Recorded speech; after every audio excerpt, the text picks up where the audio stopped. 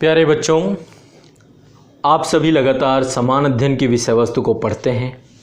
अब चूँकि समान अध्ययन अपने आप में एक बहुत ही व्यापक विषय है, उसमें विभिन्न विषयों का संकलन है ना। उसमें इतिहास भी है, भारतीय समाज भी है, भूगोल की विषय वस्तु भी है, भारतीय राज्य व्यवस्था है, सामाजिक न्याय है, अंतर्राष्ट्रीय संबंध है, भारतीय अर्थव्यवस्था है, सामान्य विज्ञान, विज्ञान एवं प्रौद्योगिकी, पर्यावरण, डिजास्टर मैनेजमेंट, इंटरनल सिक्योरिटी, नीति शास्त्र, दर्शन शास्त्र, मनोविज्ञान, ऐसे विभिन्न विषयों को संकलित है, समाहित किए हुए है ना। और आप लोग लगातार पढ़ते हैं, पढ़ने के बाद आप लोगों की सबसे बड़ी समस्या रहती है कि जो भी पढ़ते हैं वो भूल जाते हैं। आपको अपने ऊपर भरोसा नहीं है। जो भी पढ़ रहे हैं आपको लगता है कि उसको लगातार आप जितना नया पढ़ते जा रहे हैं और पुराना भूलते जा रहे हैं। ये आपके दिमाग का एक भ्रम है।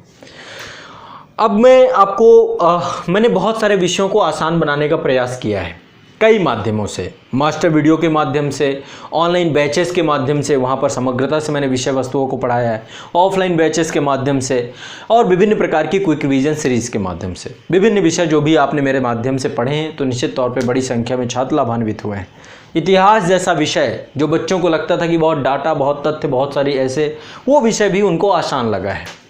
तो एक बहुत बड़ा प्रश्न आप लोगों का जो लगातार मेरे पास था और लगातार आप लोग इसकी डिमांड भी कर रहे थे कि विश्व भूगोल को लेकर के कोई मुहिम चलाई जाए ताकि हमें बाकी के अन्य विषय समझ में आए। तो एक तरीके से क्विक रिवीजन सीरीज के तौर पे विश्व भूगोल को मैं आसान बनाने जा रहा हूँ। इससे पहले विश्व भूगोल मैंने ऑनलाइन बैचेस, ऑफलाइन बैचेस सब जगह पढ़ाए हैं। बड़ी संख्या में बच्चों ने विषयों को समझा है। तो अब प्रयास ये है कि मैं आप सभी को इस पूरी सीरीज़ के माध्यम से विश्व की एक समग्र जानकारी, एक अवधारणात्मक समझ आप लोगों को देने जा रहा हूँ। अब आप लोगों की जिम्मेदारी है कि चीज़ों को आप कैसे लेते हैं, कैसे समझते हैं, कैसे चीज़ों को पढ़ते हैं। मेरा काम होगा, बस आपका काम रहेगा कि चीज़ों को देखना, विजुलाइज करना। और मैं आपको विश्व भूगोल यदि मजबूत कर पाया तो मुझे लगता है कि विश्व भूगोल को यदि आप मजबूत कर पाते हैं तो समान अध्ययन की सभी विषयों में हमारी एक महत्वपूर्ण पकड़ होती है। चाहे वो करंट अफेयर्स जैसा बहुत डाइवर्सिफाइड विषय हो, करंट अफेयर्स में सब कुछ आता है, कोई भी विषय नहीं रहता है, इंटरलिंक करना सब चीज़ें। अंतर्राष्ट्रीय संबंध जो करंट का एक सबसे मूलभूत तत्व है जो लगातार बढ़ता रहता है। तो लोकेशन ही नहीं पता होंगी तो आप कैसे समझोगे? मेरे हिसाब से जैसे कोई घटना आती है उसकी लोकेशन आपके दिमाग में आनी रहनी। और हमेशा मैं कहता हूं कि जब भी आप ज्योग्राफी विषय वस्तु को पढ़ते हैं तो उसमें जो मानचित्रण वाला भी टॉपिक है, जहां पे मानचित्रण करते हैं, तो मानचित्र कैसे पढ़ना चाहिए? मानचित्र एटलस के माध्यम से पढ़ना चाहिए। आपके पास मैपिंग और चीज़ों को, लोकेशंस को देखते हुए रहना चाहिए।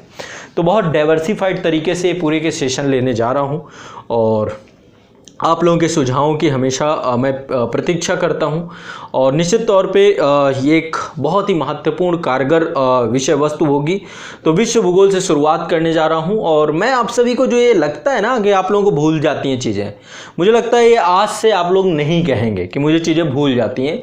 और अभी तक मैंने जितना पढ़ाया है, जो फीडबैक आता है आप लोगों का, तो आप लोग ये कहते हैं कि चीज़ें आसानी से समझ में आ जाती हैं।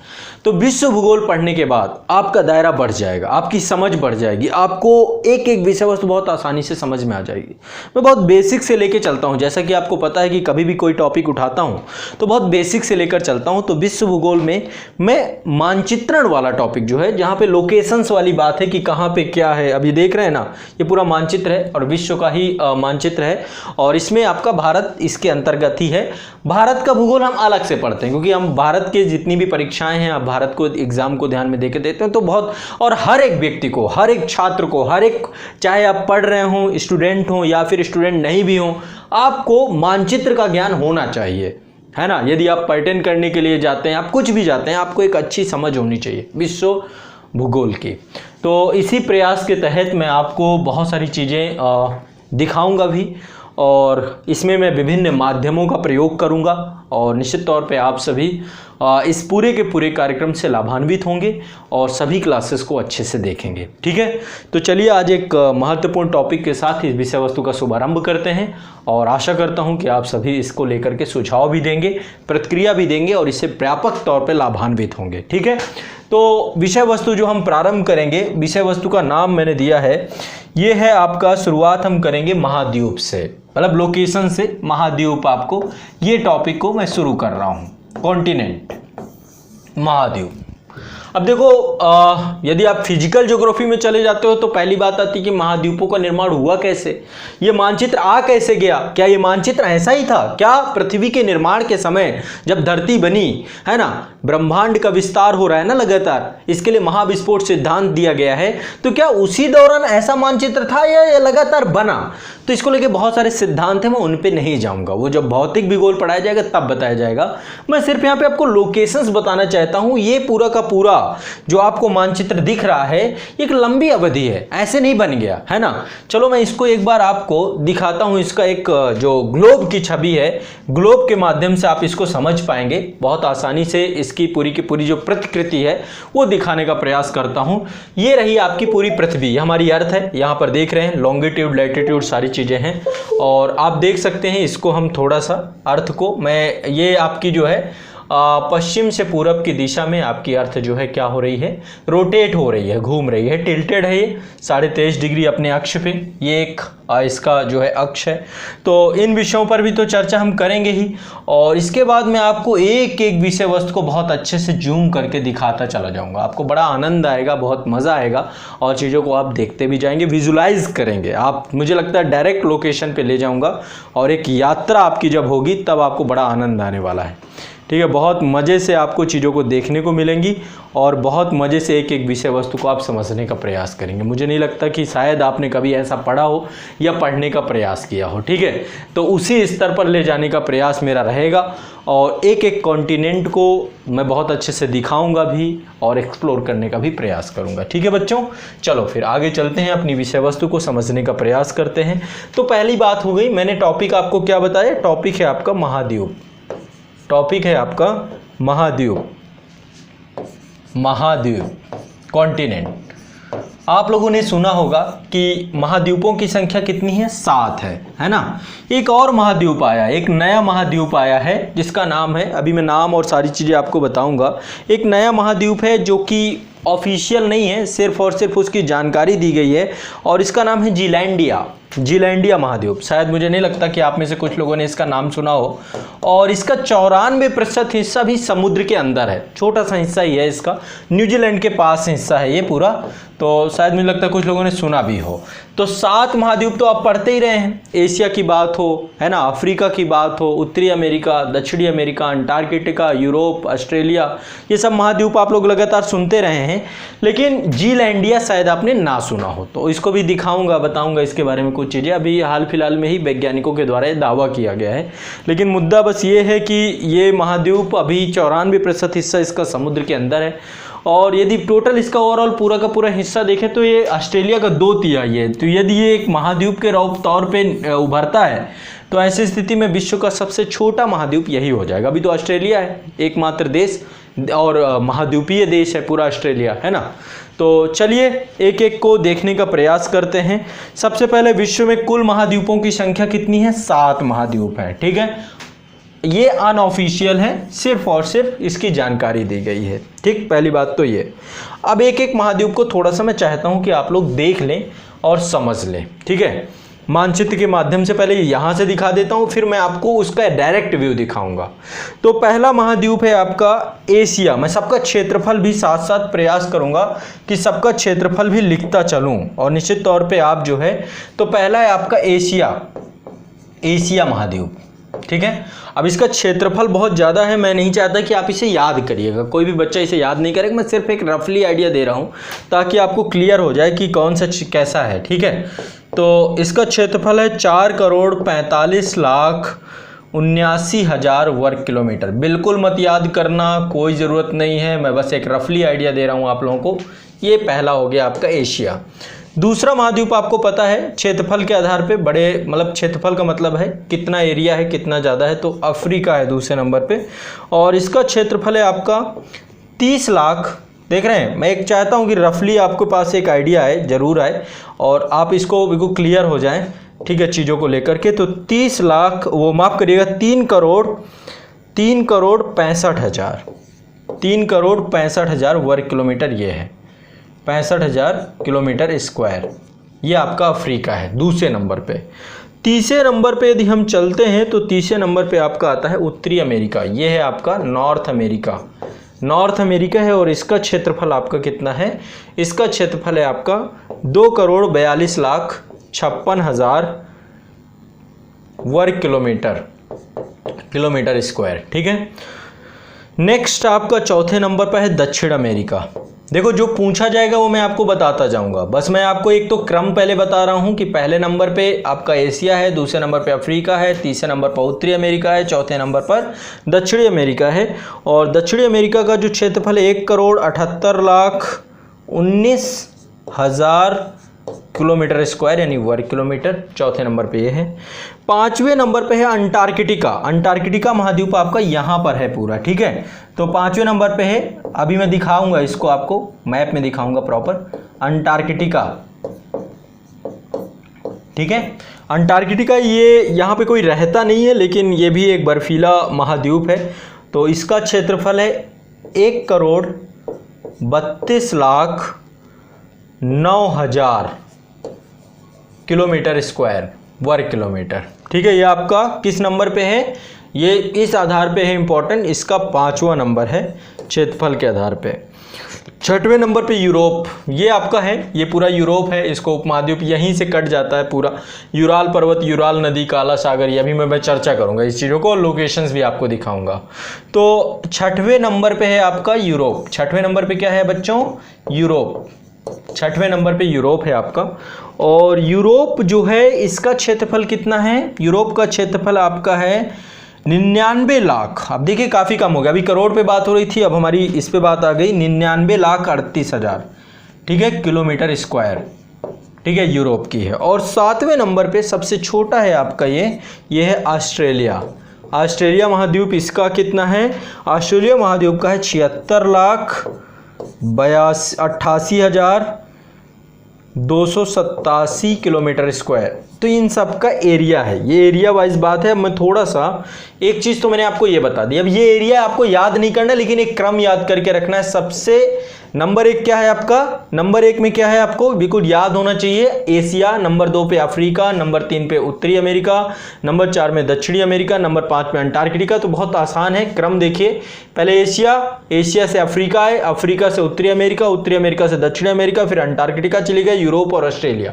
तो ये सातों महाद्वीप का क्रम बहुत जरूरी है, आपको पता होना चाहिए। नंबर 1 में एशिया है आपका, ठीक है, नंबर 1 में एशिया है, नंबर 2 में आपका अफ्रीका है, ठीक है, नंबर 3 में आपका नॉर्थ अमेरिका है, नंबर 4 में आपका साउथ अमेरिका है, नंबर 5 में अंटार्कटिका है आपका, नंबर 6 में आपका यूरोप है, ठीक है, नंबर 7 में आपका ऑस्ट्रेलिया है। तो ये आपका ये बिल्कुल क्लियर होना चाहिए, किसी भी तरीके से आपको कोई डाउट नहीं होना चाहिए, याद रखिएगा। ठीक है, अब मैं एक बार इनका परसेंटाइल बताता हूं, जो इनका परसेंटाइल दिया गया है कि किसका कितना प्रतिशत है, परसेंटाइल क्या है। तो सबसे पहले एशिया की बात करते हैं। एशिया का टोटल परसेंटेज लैंड बॉडी को देखें, टोटल है, वैसे लैंड बॉडी ज़्यादा है नहीं, है ना, लगभग तो 70 या 71% हिस्से पे तो वाटर बॉडी है। तो लैंड बॉडी के आधार पर देखें तो एशिया का है आपका पूरी लैंड बॉडी टोटल का 29.8% हिस्सा एशिया के पास है।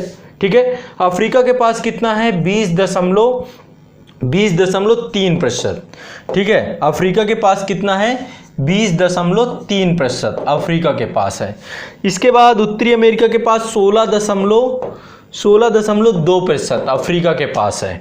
ठीक है, अब दक्षिणी अमेरिका के पास कितना है, 11.9% हिस्सा। ठीक है, और इसके बाद अंटार्कटिका के पास कितना है, 9.2% हिस्सा। और इसके बाद आपका यूरोप है, यूरोप के पास 6.8% हिस्सा है। और ऑस्ट्रेलिया के पास 5.9% हिस्सा है। ठीक है, तो ये अलग अलग सबका परसेंटाइल है, परसेंटेज भी आपको पता हो, ये जानकारी मैंने आपको दे दी। एशिया का 29.8% है, अफ्रीका आपका 20.3% है, 20.3 है। इसके बाद आपका 16.2 में उत्तरी अमेरिका, दक्षिणी अमेरिका आपका 11.9% है। और इसके बाद जो है आपका अंटार्कटिका है 9.2%। और इसके बाद आपका यूरोप है, यूरोप 6.8% और ये 5.9% ऑस्ट्रेलिया है। ठीक है। अब चलो, ये हो गई मोटी मोटी बात। अब मैं आगे आपको ले चलता हूँ एक बड़ी विषय वस्तु पे, वहाँ पे लेकर के आपको चीज़ों को मैं समझाता जाऊँगा और आप देखते जाइएगा, ठीक है। चलिए एक एक की लोकेशंस देखते हैं और एक एक को समझने का प्रयास करते हैं, ठीक है बच्चों। चलो, तो मेन मेरा उद्देश्य यही है कि मैं चीज़ों को आपको दिखाता हुआ चलूँ, क्योंकि आमतौर पर हम चीज़ों को भूल इसलिए जाते हैं क्योंकि देखते नहीं हैं। तो ये आप देख रहे हैं आपके सामने, यहाँ पे ये एशिया महाद्वीप है पूरा का पूरा जो मैं दिखा रहा हूँ आपको। यहाँ पे आप देख सकते हैं, मैं थोड़ा इसे जूम करता हूँ, यहाँ पे येलो कलर में यहाँ पे एशिया लिखा भी है। ये देखिए पूरा एशिया महाद्वीप है। इसमें कई सारे देश आते हैं। अब कितने देश आते हैं एशिया में, क्या है, ये सारी चीज़ें भी मैं आपको बताऊंगा। तो पूरी लैंड बॉडी जो आप देख रहे हैं एशिया महाद्वीप की लैंड बॉडी है। और चलिए इसको पूरी तरीके से समझने का प्रयास करते हैं, पूरी लैंड बॉडी को। और यहाँ पे कौन कौन से देश हैं, क्या है, कहाँ कौन सा उपस्थित है, क्या अवस्थिति है, तो मैं सारे लैंड बॉडी आपको जल्दी जल्दी दिखाता चला जाऊँगा, ठीक है। तो ये देखिए आपका यहाँ पे है ये एशिया महाद्वीप, ये आपका है एशिया महाद्वीप। यहाँ पे देखिए चाइना दिख रहा है, ये हमारा भारत दिख रहा है इस तरफ, ठीक है। यहाँ पर देखिए आपका भारत है ना। एशिया में भी बहुत सारे चीज़ें हैं जो आप अभी समझेंगे, चीज़ों को एक एक करके मैं आपको बताता जाऊँगा, दिखाता जाऊँगा मानचित्र में। हाँ,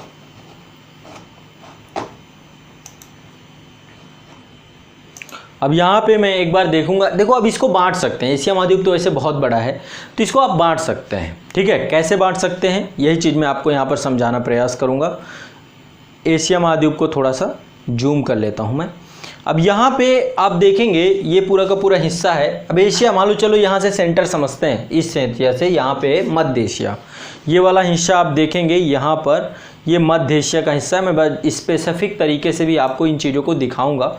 यहाँ पे कई आपको स्टेट दिखाई देंगे, जैसे कि कौन कौन सी स्टेट है यहाँ पे। मैंने बहुत आसान आपको समझाया था कि एक फार्मूला याद कर लीजिएगा, और फार्मूला मैं आपको अभी यहाँ पे थोड़ा सा लिख भी देता हूँ।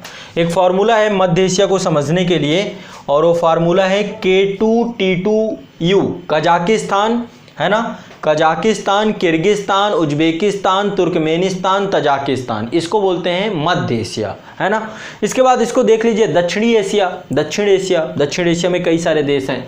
दक्षिणी पूर्वी एशिया, है ना। जैसे कि हम पूरा का पूरा मानचित्र में देखते हैं ना, ऐसे करके आपको बांट लेना है इसको। ईजिली मैं आपको इसको समझाता हूँ, ज़्यादा इसमें कोई कुछ है नहीं, चीज़ों को बस एक एक करके इसको समझते जाते हैं। अब जैसे ये आपका एशिया है, तो अब इसमें एक एक चीज़ों को आपको समझना है।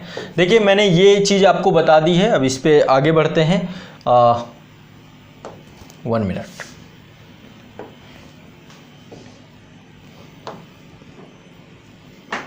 हाँ, तो यहाँ पर हम इसको जो है किस तरीके से देख सकते हैं। मान लीजिए एशिया महाद्वीप है, तो इसको हम 4 भागों में बांट लें।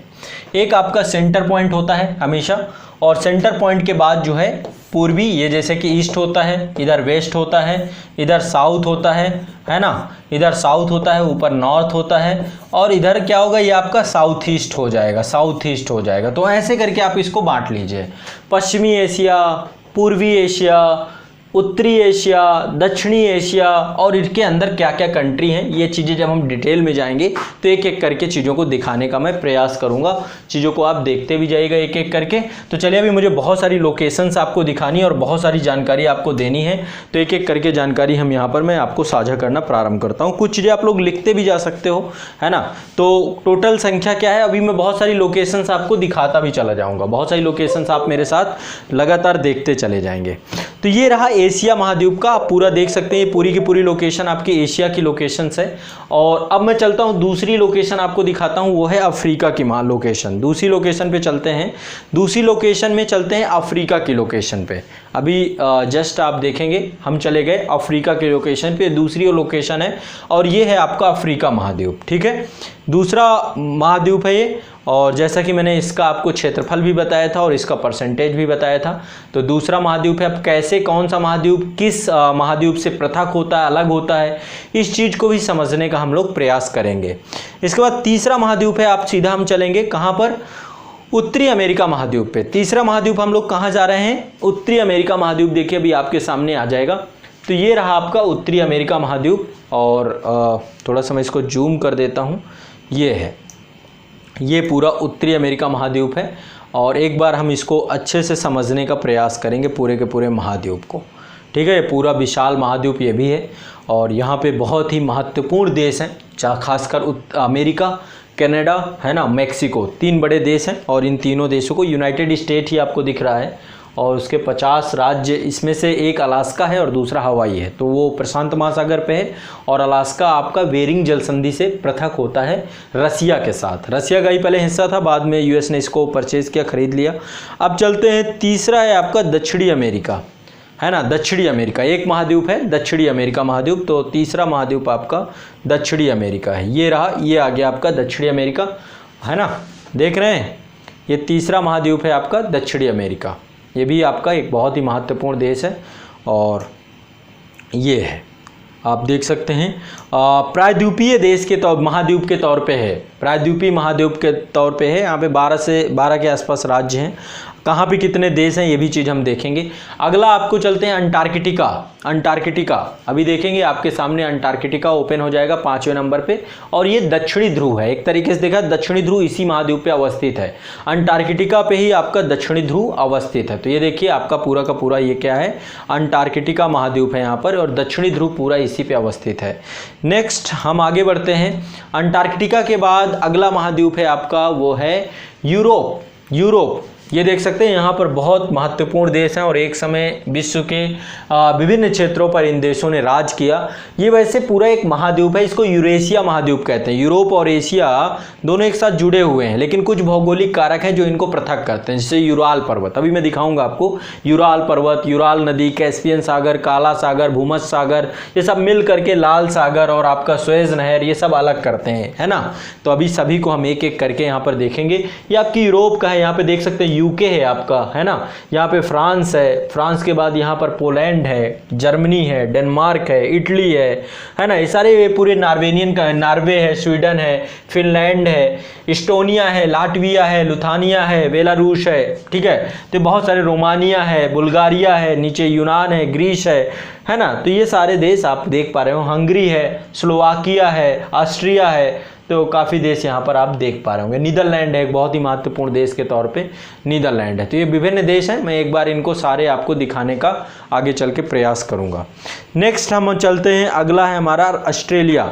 अगला हमारा जो देश है वो है ऑस्ट्रेलिया। इसको ओशेनिया के अंतर्गत रखते हैं। ओशेनिया जितने भी आपके जो प्रशांत महासागर में अवस्थित हैं, छोटे छोटे यहाँ पर बहुत सारे द्वीप भी हैं, तो आप देख सकते हैं ये रहा आपका ऑस्ट्रेलिया, है ना, आपके सामने है ऑस्ट्रेलिया महाद्वीप और मकर रेखा बिल्कुल मध्य से जाती है। ओशेनिया यहाँ पे देख सकते हो, ओशेनिया लिखा भी है। यहीं पर तिमोर सागर है, अराफुरा सागर है ना, पापुआ न्यू गिनी है। तो ये ऊपर तो एशिया है, तो ये अपने आप में एक ही द्वीप है इसमें और एक ही देश है, एक ही द्वीप एक ही देश और बहुत सारे छोटे छोटे द्वीप हैं। तो फिर इसको बांटते हैं, माइक्रोनेशिया, मेलानेशिया, पॉलिनेशिया, ओशेनिया, है ना, तो बहुत सारे। और यहीं पर आपका जो एक देश में आपको मैंने बताया था कि एक नया देश आया है, जिस देश का नाम है जीलैंडिया। ठीक है, एक बार मैं जीलैंडिया को कैसे आपको दिखाऊं, प्रयास करता हूं कि जीलैंडिया के मानचित्र को आपको दिखाऊं मैं। ठीक है, जीलैंडिया को देखते हैं एक बार हम। ठीक है, कहाँ पर है जीलैंडिया, तो जीलैंडिया यहीं पर है, यहीं पर उसकी जीलैंडिया की लोकेशन है। एक बार मैं शायद आपको संभवतः मानचित्र पे दिखा पाता हूँ।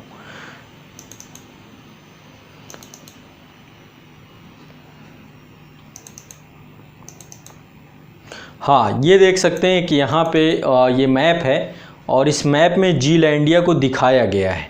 आप देख सकते हैं, ये यहाँ पे आप देख सकते हैं एक मैप दिखाया जा रहा है, जीलैंडिया के नाम से ही है ये। और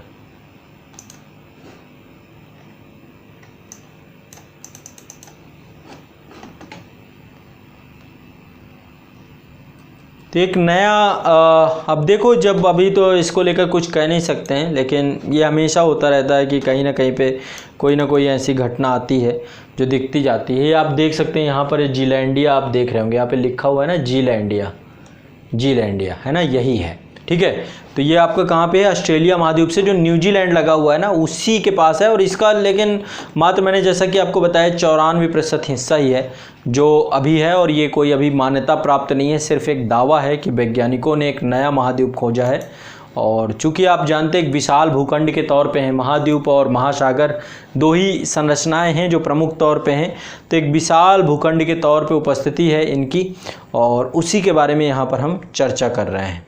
चलिए आगे बढ़ते हैं। ओशेनिया हो गया। तो सबसे पहले मैंने आपको सभी के क्षेत्रफल के बारे में बता दिया, और जीलैंडिया के बारे में मैंने आपको बताया कि जीलैंडिया क्या है, 8वां महाद्वीप है जिसके खोजने का दावा किया गया है। अभी कोई महाद्वीप नहीं है, एक बार इसको बस जानकारी रख लीजिए। मान लो कहीं पे वनडे वगैरह या किसी ऐसे, और कभी यूपीएससी इंटरव्यू या फिर ऐसे कहीं भी पूछ लेता है, तो आपको जानकारी होनी चाहिए कि जीलैंडिया एक है महाद्वीप, और एक बार नेट में इसके बारे में जानकारी भी ले लीजिएगा, ठीक है। और ऑस्ट्रेलिया का लगभग 2/3 आकार का है ये, ठीक है। कितना है? ऑस्ट्रेलिया का लगभग 2/3 आकार का है। और इसके बाद मैंने आप लोगों को कुछ परसेंटाइल भी लिखा है कि हर महाद्वीप का कितना प्रतिशत है टोटल भूभाग का, तो ये भी आपने देख लिया। अब एक बार चर्चा यहाँ पे कुछ चीज़ें आप लोग लिखते जाइए, कुछ चीज़ें मैं आपको बताता भी जाता हूँ। आप पाएंगे कि एशिया एक ऐसा महाद्वीप है जहाँ पर 3 प्रमुख अक्षांश एशिया से होकर जाते हैं। मैं एक बार आप लोगों को एशिया के को दिखाता हूँ, चर्चा करता हूँ आपको एशिया के बारे में, ठीक है। एशिया एकमात्र ऐसा एक महाद्वीप ऐसा महाद्वीप है जिससे 3 लिख लीजिए इस चीज़ को, क्योंकि एक अच्छा क्वेश्चन भी बन सकता है, इससे पूछा भी जा सकता है कि एशिया महाद्वीप से 3 अक्षांशीय वृत्त होकर जाते हैं। 3 अक्षांशीय वृत्त देख रहे हैं ना, ये अक्षांश है ना, तो 3 अक्षांशीय वृत्त जो हैं वो एशिया से होकर जाते हैं। अब कौन कौन से हैं? सबसे पहले तो विषुवत रेखा, आप देखेंगे विषुवत रेखा एशिया से होकर के जाती है। ये देखिए इक्वेटर है, ये आप देख रहे हैं नीचे यहाँ पर लिखा भी है इक्वेटर, तो ये इक्वेटर है, ये भी जाती है। पहली आपकी इक्वेटर है, ये आप देख रहे हैं सिंगापुर वाला हिस्सा है, और ये पूरा इंडोनेशिया है, इंडोनेशिया का हिस्सा है। मैं थोड़ा सा इसको और जूम करूँ, ये देख रहे हैं ना इक्वेटर, तो आप देखेंगे इक्वेटर जाती है आपकी। और यहाँ पे ये पूरा का पूरा जो जितने भी आपके आसियान कंट्री हैं, आसियान कंट्रियों से हो करके। दूसरी आपकी जाती है ट्रॉपिक ऑफ कैंसर यानी कर्क रेखा। कर्क रेखा भी एशिया से जाती है, तो भारत को तो बिल्कुल मध्य से काटती है कर्क रेखा। 23.5 डिग्री उत्तरी अक्षांश को कर्क रेखा कहते हैं। और ये कर्क रेखा इसलिए निर्धारित की गई क्योंकि हमारा जो सूर्य है वो कर्क रेखा से मकर रेखा के बीच में प्रवास करता रहता है। कभी उत्तरायण होता है, कभी दक्षिणायन होता है, ऋतुएं इसी कारण बदलती रहती हैं। और इसका मुख्य कारण ये है कि धरती जो है हमारी 23.5 डिग्री टिल्टेड है ना। और तीसरी जो है वो है आर्कटिक वृत्त। आर्कटिक वृत्त भी एशिया से होकर के जाता है। मैं आपको दिखा दूं तो आर्कटिक वृत्त, ये देखिए आर्कटिक वृत्त, ये आपका रसिया वाले हिस्से से जाता है। ये देखिए आप देख रहे हैं ना, आर्कटिक वृत्त है, ये रसिया वाले हिस्से से जाता है। तो ये 3 प्रमुख जो है रेखाएं हैं जो कि आपकी विषुवत, कर्क और आर्कटिक, जो एशिया महाद्वीप से गुजरती हैं। कभी प्रश्न बनता है तो आप लोग इसे गलत ना करें, ठीक है। एशिया महाद्वीप में देशों की संख्या कितनी है? 50। एशिया में कितने हैं? 50। कितने हैं टोटल? 50। एशिया में कितने हैं? 50, ठीक है, ध्यान रखिएगा। एशिया में महाद्वीपों की संख्या कितनी है? 50 देश हैं एशिया में टोटल। तो कौन कौन से देश हैं ये मैं आगे चल के आपको इसके बारे में भी एक एक देश दिखाता भी जाऊंगा और पढ़ाता भी जाऊंगा, ठीक है। आगे चलते हैं, अगला है एशिया के बारे में 3-4 चीज़ें। एशिया जो है, एशिया के दक्षिण में हिंद महासागर है। एक बार देख लें यहाँ पे आप, एशिया के दक्षिण में हिंद महासागर है। एशिया के दक्षिण में क्या है? हिंद महासागर। ये आपका यहाँ पे देखिए इंडियन ओशन है, और एशिया के दक्षिण में आपका हिंद महासागर, ये आपका इंडियन ओशन है, ठीक। दक्षिण में इसकी लोकेशन देख लीजिए, दक्षिण में विशाल ये तीसरा महासागर भी मैं आपको बताऊंगा। प्रशांत महासागर है ना, अटलांटिक महासागर है, हिंद महासागर है, आर्कटिक महासागर है। 4 प्रमुख महासागर हैं, और ऐसे छोटे छोटे भिन्न विभिन्न सागर हैं। तो विशाल जल राशि हैं ये सागर, क्या महासागर क्या है? विशाल जल राशि हैं। तो एक इंडियन ओशन है, और जो एशिया के दक्षिण में अवस्थित है ये, ठीक है। इसके बाद आपका अगला है, इसमें इसके उत्तर में आर्कटिक सागर है। यदि आप ऊपर जाएंगे तो आर्कटिक सागर आप यहाँ पर पाएंगे। ये आर्कटिक सर्किल है, और आर्कटिक सर्किल के यहीं पर आप देखेंगे आर्कटिक सागर। एक बार मैं आपको आर्कटिक सागर दिखा देता हूँ, आर्कटिक ओशन, ठीक है। अभी देखिएगा, ये है आपका आर्कटिक ओशन, ये आ गया ओपन होके, यहाँ पे लिखा हुआ है ना आर्कटिक ओशन। ये ग्रीनलैंड वाला इलाका है पूरा का पूरा, और आर्कटिक ओशन आप देख रहे होंगे। तो ये भी आधा से ज़्यादा बर्फीला है। ग्रीनलैंड आप देखें, सफ़ेद चादर का जो जितना हिस्सा आप देख रहे हैं पूरा ग्रीनलैंड का हिस्सा है। सफ़ेद चादर का हिस्सा जितना भी देख रहे हैं ये ग्रीनलैंड का हिस्सा है ना। और चलिए आगे बढ़ते हैं। इसके बाद जो है आपका आर्कटिक सागर है, इसके पूर्व में प्रशांत महासागर है यानी कि पैसिफिक सी है, ओशन है। और एक बार मैं आपको पैसिफिक ओशन यानी आधी धरती तो यही पूरा घेरे हुए पैसिफिक ओशन ही आपका, आधी ज़्यादा धरती आपकी पैसिफिक ओशन में ही है। देखिए पैसिफिक ओशन अभी आपका ओपन हो जाएगा, ठीक है, खुल के आएगा। तो पैसिफिक ओशन आप देखेंगे, ये देखिए आधी ज़्यादा धरती जलमग्न आपको दिख रही होगी और ये आपका पैसिफिक ओशन है। ये देखिए विशाल समुद्र है, ये बीच में हवाई छोटे छोटे द्वीप हैं, इसमें फिजी है और जापान भी इसी में अवस्थित है। बहुत सारे देश हैं, ऑस्ट्रेलिया भी देखा जाए तो ऑस्ट्रेलिया भी प्रशांत महासागर से लगा हुआ है, ठीक है। तो बहुत विशाल जल राशि है और इस पे जो है आपका उत्तरी अमेरिका महाद्वीप इसके तटों पर है, उत्तरी अमेरिका और दक्षिणी अमेरिका महाद्वीप और एशिया महाद्वीप और आपका ऑस्ट्रेलिया महाद्वीप, चारों महाद्वीप ये। और विश्व का सबसे शांत महासागर है, ठीक है। जो विशाल होता है, जो बड़ा होता है वो शांत होता है, उसी से इसका नाम प्रशांत हुआ है। शांत मतलब जहाँ ज़्यादा हलचल नहीं होती है, अपेक्षाकृत हलचल कम होती है। जो भी विशाल होता है, जो भी बड़ा होता है वो शांत हो जाता है, ये दिखाता है प्रशांत, इसीलिए इसका नाम प्रशांत है, ठीक है। अगला है, इसके आगे बढ़ते हैं। तो एशिया के दक्षिण में हिंद महासागर है, उत्तर में आर्कटिक महासागर है और दक्षिण में पूर्व में प्रशांत महासागर है और पश्चिम में यूराल पर्वत है। मैं एक बार आपको यूराल पर्वत देखो, एशिया को अभी ये चीज़ हम डिस्कस कर लेते हैं, ये चीज़ मैं आपको बताता हूँ। एशिया को आपका यहाँ पर देखेंगे यूराल माउंटेन, यहाँ पर लिखा हुआ है ना यूराल माउंटेन। अभी मैं इसको थोड़ा सा जूम करता हूँ, यहाँ पर देखिए यूराल माउंटेन है। एशिया को यूरोप से अलग करने की जो भौगोलिक संरचना है वो यही है। ये देखिए, ये है यूराल पर्वत श्रेणी, दिखा रहा हूँ मैं आपको और थोड़ा जूम कर दूँ। ये आप देखिए, ये एक पर्वत श्रेणी आपको दिख रही होगी, शायद मुझे लगता है नहीं दिख रही क्या, हाँ अब देखिए, ये जो मेरे जस्ट पीछे है ये पर्वत श्रेणी, ये है यूराल माउंटेन। ये क्या है आपका यूराल माउंटेन। ये एशिया को यूरोप से पृथक करता है, एशिया को यूरोप से पृथक करता है। इसी माउंटेन से एक नदी निकलती है जिसका नाम है यूराल नदी। इसी माउंटेन से एक नदी भी निकलती है, यूराल नदी। तो यूराल नदी, यूराल पर्वत है ना, यूराल नदी, यूराल पर्वत। अब इसी के नीचे आपका जुड़ा हुआ है कैस्पियन सागर। देखिए मैं कैस्पियन सागर भी आपको दिखाता हूँ, ये नदी जाके कैस्पियन सागर पे ही गिरती है, कैस्पियन सागर, ठीक है। अभी देखेंगे आप कैस्पियन सागर आपको अभी दिखेगा।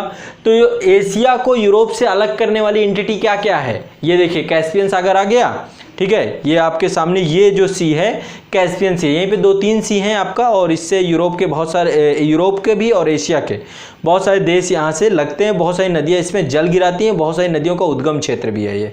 तो एक खारी झील है, सॉल्ट लेक है, ये पूरा का पूरा कैस्पियन सी आप देख सकते हैं, ये है मेरे जस्ट पीछे, ठीक है। ये है पूरा का पूरा आपका कैस्पियन सी।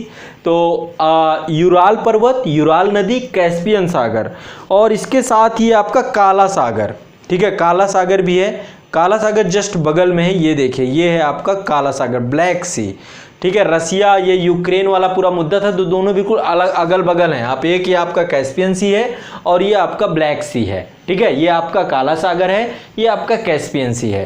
तो दोनों जो है ये भी यूरोप को एशिया से अलग करने का प्रयास करता है। तो कैस्पियन सी, कैस्पियन सागर। अब आगे बढ़ते हैं, नेक्स्ट टर्की वाला हिस्सा है ना नीचे से, तो ये कुछ ना कुछ लगता है आपका, ये देखिए सीरिया, टर्की, ये अभी। और इसके बाद भूमध्य सागर, ये देखिए यहाँ पर एक तीसरा सागर आपको दिखेगा, भूमध्य सागर। तो 3 सागर आपको यहाँ पर अभी मैं आपको दिखाता हूँ, ये है भूमध्य सागर। 3 सागर अब आप देखेंगे। पहला है आपका यहाँ पे कैस्पियन सी, ठीक है, पहला क्या है कैस्पियन सी है, हाँ ये है आपका कैस्पियन सी। दूसरा क्या है आपका, दूसरा है ब्लैक सी और तीसरा है मेडिटेरियन सी या फिर भूमध्य सागर। ये 3 बड़े सागर हैं जो तीनों एशिया को यूरोप से अलग करते हैं। इसके अलावा क्या है, यूराल पर्वत, यूराल नदी। तो इसको याद कर लीजिए, यूराल पर्वत एशिया को यूरोप से अलग करने वाले भौगोलिक कारक कौन कौन से हैं, यूराल पर्वत, यूराल नदी, कैस्पियन सागर, काला सागर और भूमध्य सागर। ठीक है, क्लियर है, बहुत ज़्यादा इसमें कोई दिमाग बैठाने की जरूरत नहीं है, बस आपको पता होना चाहिए। तो कोई भी देश हो, भौगोलिक कारक कुछ ना कुछ होते हैं जो उसको पृथक करते हैं। तो एशिया को यूरोप से अलग करने वाले कारक क्या है? ऐसे नहीं है कि कोई पूरा का पूरा समुद्र, कोई सागर जो है अलग करता है। तो यहाँ पर मैं ये चीज़ आपको यहाँ पर दिखा देता हूँ क्लियर करके। ठीक है, स्पष्ट हो जाएगा, आपको कभी भूलेगा नहीं, मेरी बात कभी नहीं भूलेगी और ना कभी भूलनी चाहिए।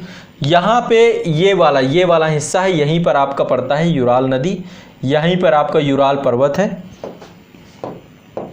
ठीक है, यहाँ पर आपका यूराल पर्वत है, इसी से यूराल पर्वत से ही आपकी यूराल नदी निकलती है, यूराल नदी निकलती है।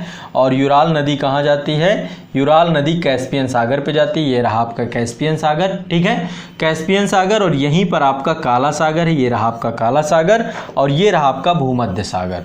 ठीक है, तो आपका ये एंटिटी आपको याद रखना, नंबर 1 यूराल पर्वत, नंबर 2 यूराल नदी, नंबर 3 कैस्पियन सागर, नंबर 4 काला सागर, नंबर 5 भूमध्य सागर। ये पांचों एंटिटी जो हैं एशिया को यूरोप से पृथक करती हैं। ये आपका यूरोप है, ये आपका एशिया है। ठीक, बहुत इजी है बच्चों, कुछ इसमें समझने वाली बात नहीं है, बट ये कि लोकेशन आपको याद होनी चाहिए। इसे कई क्वेश्चन पूछते हैं, जैसे कैस्पियन सागर से लगे हुए देश कौन से हैं, है ना। तो ये सब चीज़ें हम लोग देखेंगे, चर्चा करेंगे इस चीज़ की कभी। काला सागर से कौन कौन से देश लगे हुए हैं, ये सारे प्रश्न लगातार पूछता रहता है। ठीक है, लेकिन बहुत आसान भाषा में इतनी बड़ी विषय वस्तु को समझाने का प्रयास है मेरा। मुद्दा बस ये बात है कि आप लोग समझ जाएं, जितनी जल्दी समझ जाएंगे उतना बेहतर हो जाएगा। अगला है आपका, अगला क्वेश्चन है लाल सागर और सुएज नहर, ये दो और एंटिटी हैं, एशिया को अफ्रीका से अलग करते हैं। इनको भी मैं आपको दिखाता हूँ। पहले तो रेड सी चलते हैं हम, यहीं पे ही है, रेड सी भी यहीं पर है, ज़्यादा दूर नहीं है। ये रहा, ठीक है, लाल सागर, ये रहा आपका रेड सी, ये देख रहे हैं ना, ट्रॉपिक ऑफ कैंसर बिल्कुल मध्य से जाता है रेड सी से। तो ये आपका रेड सी है, लाल सागर है, और लाल सागर के पास ही यहीं पर एक जो है और एंटिटी है जिसको सुएज कैनाल कहते हैं, सुएज कैनाल। ठीक है, ये भूमध्य सागर को लाल सागर से जोड़ने का प्रयास करती है। ठीक है, तो यहीं पर है, मैं इसको दिखा देता हूँ आपको, सुएज कैनाल। तो ये अफ्रीका को एशिया से अलग करने की दो एंटिटी है, पहला है रेड सी और दूसरा है सुएज कैनाल। ये आपकी आ गई सुएज कैनाल, यहाँ पे बनी हुई है ना। ठीक है, अभी मैं इसको थोड़ा सा जूम करके, कृत्रिम है, मानव निर्मित है, और काफ़ी जब से ये बनी है उसके बाद से व्यापार मार्ग बिल्कुल सुगम हो गया है। और सुएज नहर संकट ये पूरा टॉपिक है, 1956 में इसका राष्ट्रीयकरण किया गया था। मिस्र के अधिकार क्षेत्र में आती है पूरी की पूरी, ये देख सकते हैं पूरी कैनाल है। ठीक है, थोड़ा सा कहिए तो घुमा भी दूँ आपको, अभी जस्ट मैं इसको, बिल्कुल ऐसा लगेगा कि जैसे आप सभी घूम रहे हैं। चलिए मैं आपको घुमाता हूँ, सुएज कैनाल चलते हैं हम लोग, घूम के आते हैं।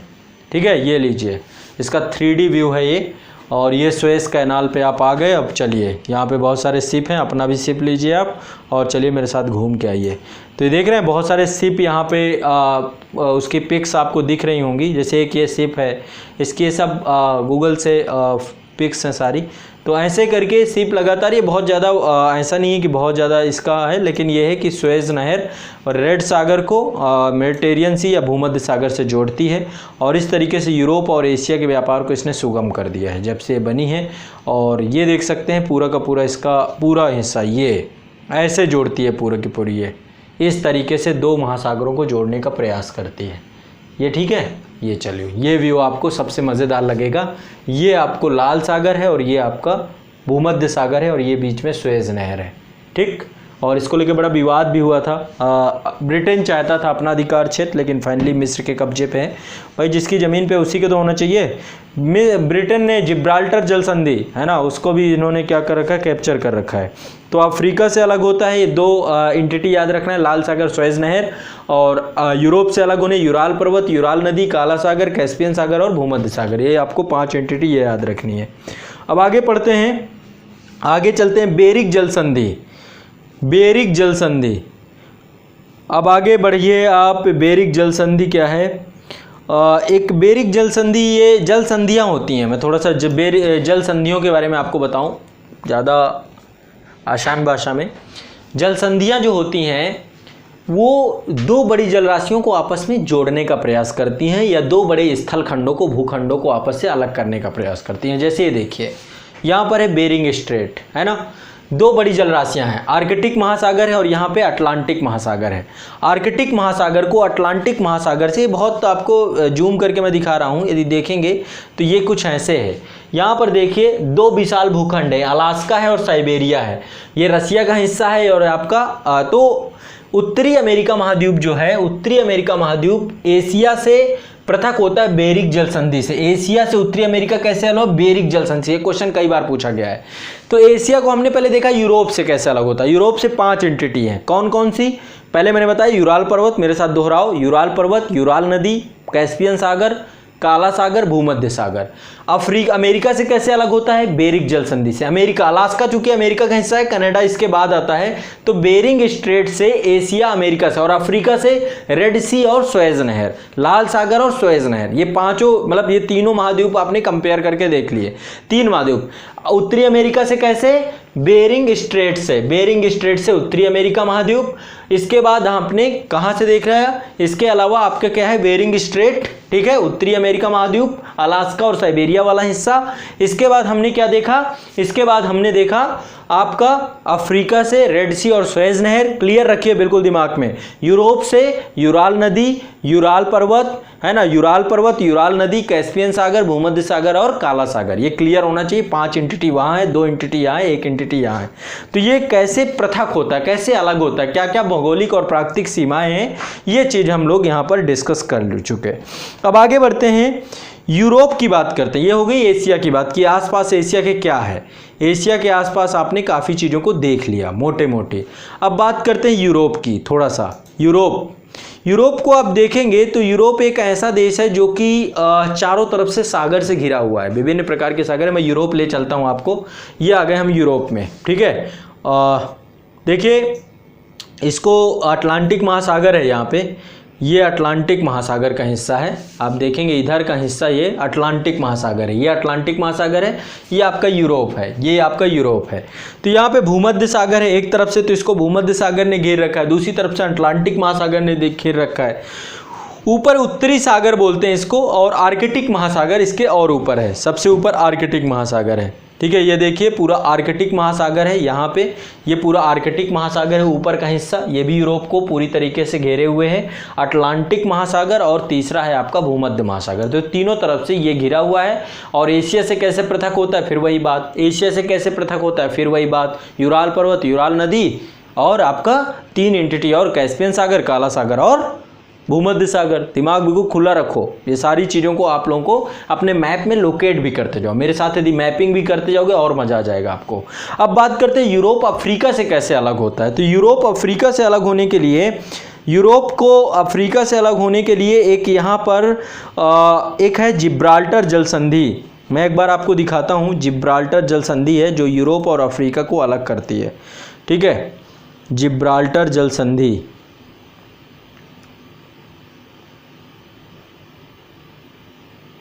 हाँ, स्ट्रेट ऑफ जिब्राल्टर, ये आपका स्पेन और ये देखिए ये है अफ्रीका को अलग करने वाली, ये यूरोप है, स्पेन वाला हिस्सा है, और इधर जो है नीचे आपका अफ्रीका महाद्वीप है।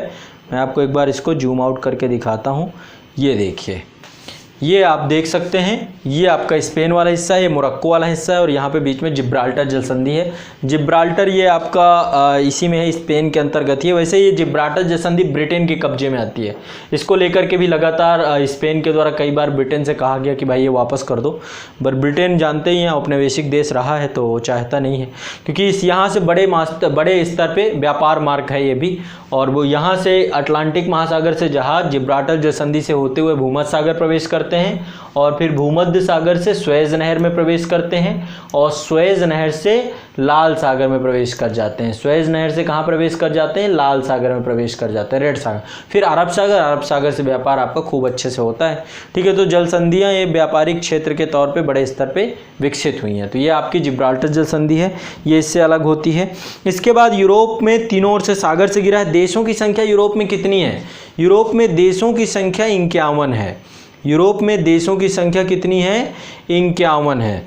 तो ये भी आपको याद रखना चाहिए, ये क्वेश्चन भी पूछा जाएगा। एशिया में देशों की संख्या 50 थी, यूरोप में देशों की संख्या 51 है। तो अभी देखा जाए तो फिर एशिया से एक देश ज़्यादा हो गया है ना, एशिया से एक देश ज़्यादा हो गया आपका। तो यहाँ पर कितनी है संख्या आपकी? यहाँ पर है आपकी संख्या 51 संख्या है। देशों की संख्या कितनी है? 51। एशिया में कितनी थी? 50। एशिया में थी 50, यूरोप में थी 51। ठीक है, ये एक आपको क्लियर रखना है डेटा। आगे चल के मैं देशों को भी आपको ऐसे दिखाते हुए पढ़ाता चला जाऊंगा, समझाता चला जाऊंगा। आगे चलते हैं। नेक्स्ट है यूरोप के महाद्वीप के उत्तर में आर्कटिक महासागर अवस्थित है। मैंने आपको दिखा दिया है, वो आर्कटिक महासागर अवस्थित है। और इसके बाद जो है अगला चलते हैं हम लोग अफ्रीका में पहुँचते हैं। अब अफ्रीका के पास आते हैं, 4 बातें इसके बारे में भी जान लेते हैं। ठीक है, देखो अब देखते चले जाओ, ज़्यादा टाइम नहीं लगाओ, चीज़ों को अब मेरे साथ देखते चले जाओ। चीज़ें बहुत आसान हैं, बहुत कठिन नहीं है बच्चों। ठीक है, चलो दूसरे नंबर पे आपका अफ्रीका महाद्वीप है, इसके बारे में कुछ बातें समझ लेते हैं। सबसे पहली चीज़ अफ्रीका के बारे में देखेंगे। अफ्रीका महाद्वीप के बारे में सबसे बड़ी चीज़ है, इससे भी 3 वृत्त जाते हैं। आप देख पा रहे होंगे तीनों के तीनों वृत्त यहाँ पर आपको दिख जाएंगे। 3 के 3 वृत्त हैं और तीनों वृत्त कौन कौन से हैं एक बार देख लेते हैं आप। ठीक है, यहाँ पर तीनों वृत्त आप समझ लीजिए। पहला है आपका यहाँ से ट्रॉपिक ऑफ कैप्रिकॉर्न, यानी कि यहाँ से मकर रेखा जाती है। मकर रेखा, इक्वेटर और कर्क रेखा, ये तीनों रेखाएं, तीनों वृत्त जो हैं आपके अफ्रीका महाद्वीप से जाते हैं। एकमात्र महाद्वीप है जहाँ से तीनों वृत्त होकर के जाते हैं। ठीक है, तो तीनों के तीनों ये बिल्कुल दिमाग में बैठा लेना है, बहुत आसान है, बहुत कठिन नहीं है। कौन कौन से? ट्रॉपिक ऑफ कैप्रिकॉर्न यानी कि मकर रेखा, इक्वेटर और ट्रॉपिक ऑफ कैंसर यानी कर्क रेखा। ठीक है, तो तीनों वृत्त 23.5 डिग्री दक्षिणी अक्षांश यानी मकर रेखा, 0 डिग्री अक्षांश विषुवत रेखा और 23.5 डिग्री उत्तरी अक्षांश यानी कि आपका विषुवत कर्क रेखा। ये तीनों रेखाएं आपकी कहाँ से जाती हैं? एकमात्र महाद्वीप जिसका नाम है अफ्रीका महाद्वीप। ठीक है, और इसमें देशों की संख्या 54 है। ये थोड़ा सा डेटा याद रखिएगा, ये पूछा जा सकता है आपसे। क्या पूछा जाएगा बच्चों? देशों की संख्या कितनी है? 54 है। कितनी है? 54, 50 है ना, 54, ये दिमाग में बैठा लेना। अब इसके भी इधर आपका इंडियन ओशन है, अरब सागर वाला हिस्सा है इसके, इधर अटलांटिक महासागर है, उत्तर में भूमध्य सागर है, यूरोप से अलग होता है जिब्राल्टर से, एशिया से अलग होता है रेड सी और आपको रेड सी और सुएज नहर से, है ना। तो बस इतनी सी बात है। इसके चारों तरफ का भी आपको परिदृश्य थोड़ा सा जानना और समझना होगा। तो इसको भी चारों तरफ से आपको सागर ने ही घेर रखा है। एक तरफ आपका इंडियन ओशन है, दूसरी तरफ अटलांटिक महासागर है, इसके बाद ऊपर भूमध्य महासागर है, नीचे इधर रेड सी है और आपका सुएज नहर है। तो ये भी आपका, और इसमें 54 देश हैं। एक एक देश को हम समझने का प्रयास करेंगे। ठीक है, आगे बढ़ते हैं। नेक्स्ट, ठीक है, आगे बढ़ते हैं हम लोग। नेक्स्ट,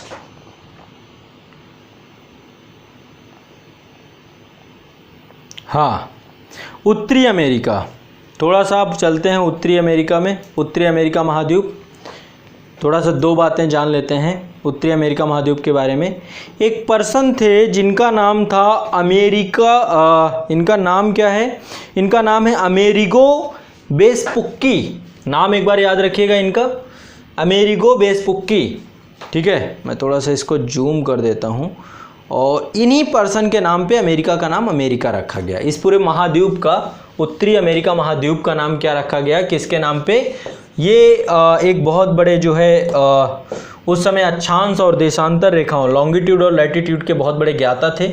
ये 14वीं 15वीं शताब्दी में थे। इनका नाम था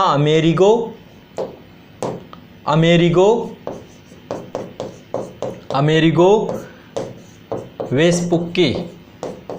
कभी इनको सर्च करिएगा आप, इनके पूरे बारे में पूरा डिटेल। तो अमेरिका महाद्वीप का अमेरिका किसके नाम पे पड़ा? अमेरिगो वेस्पुक्की के नाम पे। तो यदि कहीं पूछा जाता है, तो 1-2 जगह पे प्रश्न आया था, तो मैंने इस बात को भी यहाँ पे आप लोगों को मेंशन कर दिया है।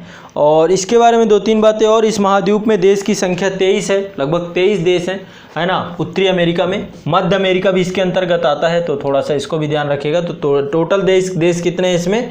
टोटल देश की संख्या है 23। टोटल देश कितने हैं? 23।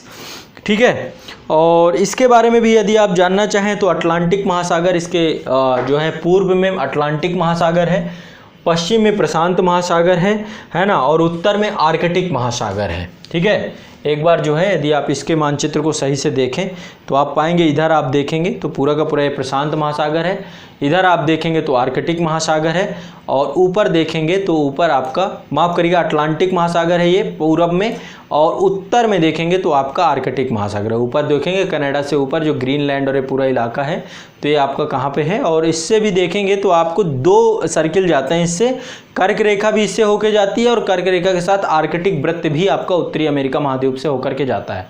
कर्क रेखा और उत्तरी जो है आर्कटिक वृत्त, ये भी देख लीजिएगा, ठीक है। बहुत आसान है, ज़्यादा कुछ है नहीं इसमें। और इसके बाद आपका आते हैं दक्षिणी अमेरिका में, ठीक है। एक बार आपने एक शब्द सुना होगा लैटिन अमेरिका। लैटिन अमेरिका का मतलब क्या है तो, लेकिन पहले मैं आपको दक्षिणी अमेरिका दिखाता हूँ, फिर इसके बाद लैटिन अमेरिका की बात करते हैं। साउथ अमेरिका पे आइए आप लोग। ये आपका साउथ अमेरिका महाद्वीप है, ओपन होने वाला है जस्ट, ये आ गया। तो यहाँ पर एक शब्द आपने प्रयोग होगा लैटिन अमेरिका। लैटिन अमेरिका ये तो केवल दक्षिणी अमेरिका है। देखो बच्चों ये क्या है, ये केवल दक्षिणी अमेरिका है, ये केवल दक्षिणी अमेरिका है। बहुत प्रायद्वीपीय महाद्वीप की तरह लगता है ये। प्रायद्वीप मतलब 3 तरफ से जो समुद्र से घिरा हुआ हो, ऐसा प्रायद्वीप ही है। और अधिकांश जैसे कि अफ्रीका भी आपका प्रायद्वीपीय ही है, 3 तरफ से सागर से घिरा हुआ है, चारों तरफ से भी घिरे होते हैं आमतौर पे। अभी यहाँ पे पनामा जल संधि है, अभी पनामा नहर है, वो पनामा नहर जो है वो अटलांटिक महासागर को प्रशांत महासागर से जोड़ती है। तो पनामा कैनाल भी आपको अभी दिखाने का प्रयास करूँगा। तो यहाँ पे एक चीज़ समझिए, जो आपका लैटिन अमेरिका शब्द निकला है, लैटिन अमेरिका में कौन कौन सा आता है, लैटिन अमेरिका में कौन कौन से देश आते हैं, इस चीज़ को भी थोड़ा सा यहाँ पर जान लेते हैं हम लोग। तो लैटिन अमेरिका का मतलब क्या है, देखो ये आपसे कहे कि लैटिन अमेरिका में आपका ये तो आते हैं। देखो लैटिन एक भाषा है, ठीक है, लैटिन एक भाषा है जिसमें स्पेनिश है, पुर्तगीज है, कई भाषाओं का समूह है। तो इसमें लैटिन अमेरिका में क्या क्या आते हैं, कौन कौन से आते हैं संयुक्त रूप से, इसमें दक्षिणी अमेरिका को भी रखते हैं। दक्षिणी अमेरिका भी आपका लैटिन अमेरिका का ही हिस्सा है, दक्षिणी अमेरिका भी लैटिन अमेरिका का हिस्सा है। दूसरा मध्य अमेरिका भी आपका लैटिन अमेरिका का हिस्सा है, मध्य अमेरिका भी लैटिन अमेरिका का हिस्सा है। मैक्सिको भी आपका लैटिन अमेरिका का हिस्सा है। और आपका वेस्ट इंडीज भी आपका लैटिन अमेरिका का हिस्सा है, वेस्ट इंडीज भी आपका लैटिन अमेरिका का हिस्सा है, ठीक है। तो ये सब मिला करके आपको क्या हो गया, आपका ये सब कुछ मिला दें यदि हम इन चारों को, तो ये लैटिन अमेरिका बन जाते हैं। वेस्ट इंडीज ये कैरेबियन द्वीप हैं, और इनके बारे में भी मैं आपको दिखाऊंगा बृहद स्तर पे, इस मानचित्र में ही एक बार थोड़ा सा देख लेते हैं। यहीं पर आपके ये जो पूरा गल्फ ऑफ मैक्सिको है ना, ये देखिए, पहले तो मध्य अमेरिका, ये पूरा का पूरा मध्य अमेरिका के, ये जो आपका उत्तरी अमेरिका है और दक्षिणी अमेरिका है, ठीक है, एक मिनट, हाँ, इन दोनों के मध्य वाला हिस्सा है ये मध्य अमेरिका के देश हैं। यहाँ पर कई सारे छोटे छोटे देश हैं आपके, ठीक है। मैक्सिको के नीचे हैं और जो उत्तरी अमेरिका पनामा कैनाल तक, ठीक है। और यहाँ पर देखिए ये कैरेबियन द्वीप है, यहाँ पे बहुत सारे कैरेबियन द्वीप हैं गल्फ ऑफ मैक्सिको के पास। तो इसमें हैती है, जमैका है, वेस्ट इंडीज है, ठीक है, बहुत सारे द्वीप हैं, ये वेस्ट इंडीज हैं जितने भी। तो ये आपके ये द्वीप फैले हुए हैं, ये पूरे कैरेबियन द्वीप हैं, और इसमें कई द्वीपों का समूह मिल करके वेस्ट इंडीज बनाता है, ठीक है। कई द्वीपों का, यहाँ पे क्यूबा है, हैती है, कई सारे आइलैंड है, जमैका है ना। तो यहाँ पर ये आपके ये दिखाइए, ये देखिए, ये एक पूरा आइलैंड है, क्यूबा के नाम से है, पूरा आइलैंड है, क्यूबा के नाम से है। और यहाँ पर आप देख सकते हैं, यहाँ पर ये आपका हैती है, ठीक है। यहाँ पर नीचे ये आइलैंड आपका जमैका है, यहाँ पर एक आइलैंड जमैका है, यहाँ पर ये आइलैंड जमैका है। तो ओवरऑल ये आपके जो है आपके लैटिन अमेरिका के नाम से इनको जाना जाता है। अब बात करते हैं थोड़ा सा दक्षिणी अमेरिका के। देखा जाए तो 2 महासागर बहुत महत्वपूर्ण है दक्षिणी अमेरिका में। पहला है आपका प्रशांत महासागर और दूसरा है आपका प्रशांत महासागर, है ना, और दूसरा अटलांटिक महासागर। इन दोनों महासागरों ने इसको घेर रखा है। प्रशांत महासागर और अटलांटिक महासागर, 2 महासागरों ने इसको क्या रखा है, घेर रखा है। इधर देखिए, इसके पश्चिम में प्रशांत महासागर है एक तट में, और दूसरे तट में इसके अटलांटिक महासागर है। ये अटलांटिक महासागर है, और इधर आप देखेंगे तो ये पूरा का पूरा प्रशांत महासागर है। ब्राज़ील जो आपका अटलांटिक महासागर के तट से लगता है। पैनामा नहर के बारे में आपको बता रहा था, पैनामा कैनाल के बारे में बता रहा था। पैनामा वैसे एक देश भी है, मध्य अमेरिका देश है। तो पैनामा कैनाल आपको दिखा देता हूँ। ये देखिए आपका यहाँ पे ये है आपका पैनामा नहर, ये आपका पैनामा नहर है।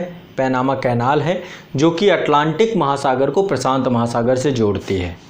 ठीक है, ये पैनामा नहर है, ये देख सकते हैं आप, पूरी पैनामा कैनाल है जो अटलांटिक महासागर को, है ना, ये है आपकी, ये देख सकते हैं। बहुत ही मतलब कि ये ज़्यादा इतनी भी संकीर्ण नहीं है और इसके माध्यम से भी बड़े स्तर पे व्यापार सुगम हुआ है, नहीं तो कितने किलोमीटर की यात्रा जो है कम हो गई।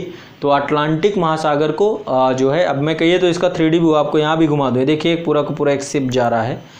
ठीक है, चलो ये लो, घूम लो।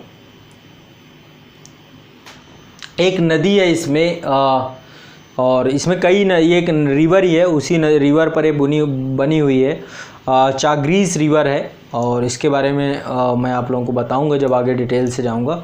उसी पे ये पूरी पैनामा कैनाल बनाई गई है और ये पूरा पैनामा शहर है, उसी से कट करके पूरा रास्ता बना है और ये आपको उत्तरी अमेरिका महाद्वीप को दक्षिणी अमेरिका महाद्वीप से पृथक करती है। आप देखिए, ये देखिए इसका ये पूरा व्यू है, ये देखिए आपका एक तरफ प्रशांत महासागर, दूसरी तरफ अटलांटिक महासागर और बीच में पैनामा कैनाल। ठीक है, तो समझिए काफ़ी बड़ी ये आधारभूत संरचना है जिसके माध्यम से व्यापार को सुगम बनाया गया है। पैनामा जल संधि के नाम से भी इसको जानते हैं। दक्षिणी अमेरिका में महाद्वीपों की संख्या की बात करें तो महाद्वीपों की देशों की संख्या बात करें तो 12 देश हैं इसमें, है ना। उत्तरी अमेरिका में 23 देश थे और दक्षिणी अमेरिका में आपके 12 देश हैं। कितने देश हैं? 12 देश हैं। ब्राज़ील दक्षिणी अमेरिका का सबसे बड़ा देश है। ठीक है, तो चर्चा करेंगे आगे चल के इन सब चीज़ों की। अंटार्कटिका सभी महाद्वीपों में सर्वाधिक माध्य ऊंचाई वाला है। ठीक है, तो ये कोई बहुत ज़्यादा महत्वपूर्ण नहीं है।